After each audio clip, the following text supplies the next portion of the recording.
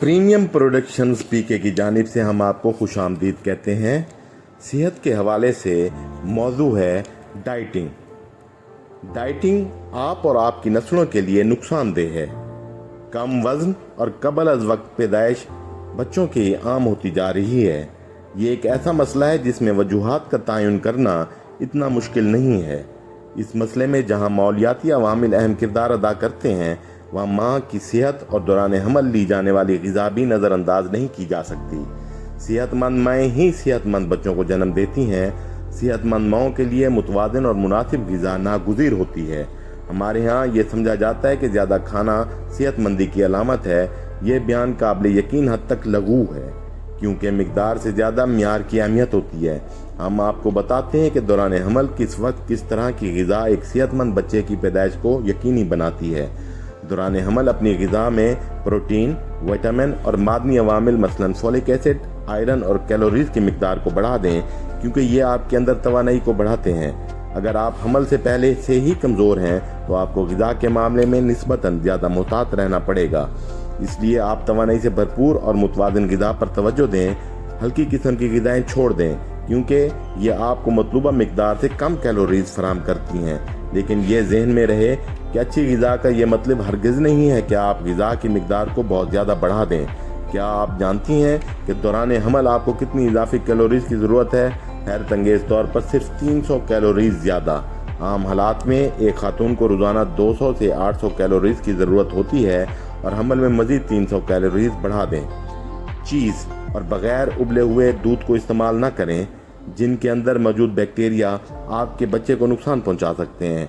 चाय, काफ़ी और कैफ़ीन से ज़्यादा इस्तेमाल भी नुकसान का बायस हो सकता है। ख़ास तौर पर हमल के इब्तदाई दिनों में सख्ती से परहेज़ ज़रूरी है, क्योंकि ये एक दिन में काफ़ी के 4 कप का इस्तेमाल इसकात हमल की वजह बन सकता है। इसके अलावा बच्चे की वक्त से पहले पैदाइश, वज़न में कमी या बच्चे की अचानक मौत भी वाक़ई हो सकती है। कैफ़ीन की ज़ायद मिकदार दीगर मशरूबात मसलन कोला वगैरह में भी होती है। आपके लिए ये बेहतर है कि इन ग़िज़ाओं के मुतबादिल को तरजीह दें। मसलन चाय, काफ़ी की जगह दूध, ताज़ा फलों के जूस या फिर लीमू अस्कंजबीन इस्तेमाल करें। एक हामला औरत को अपने होने वाले बच्चे की ग़िज़ाई ज़रूरतों को पूरा करने के लिए विटामिन और मादनियात से भरपूर ग़िज़ा की ज़रूरत होती है। इसके अलावा हमल से पहले, शुरू के दिनों में और पूरे अरसे में फोलिक एसिड के इस्तेमाल को आदत बनाएं। ताहम मिकदार का तयन ज़रूरी है। ये 600 से 800 माइक्रोग्राम हो सकती है। कैल्शियम और आयरन को अपनी ग़िज़ा में ज़रूर शामिल रखें।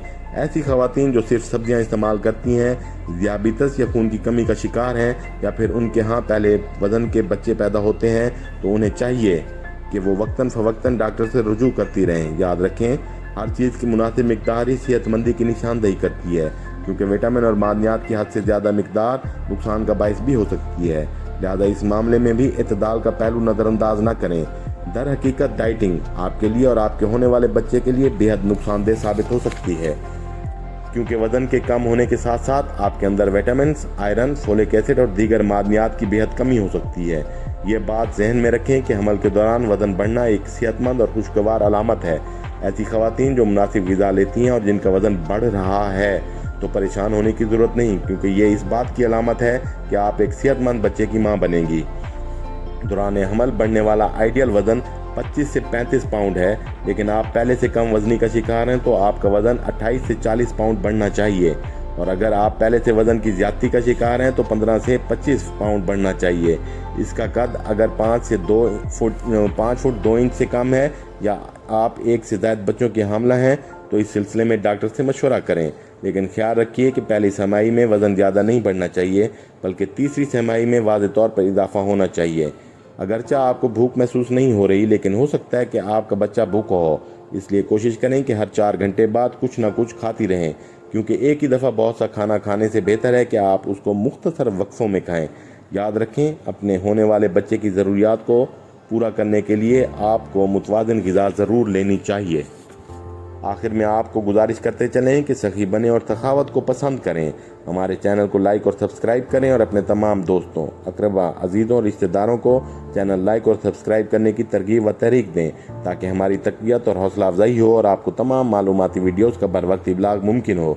हम आपको शुक्रिया अदा करते हैं।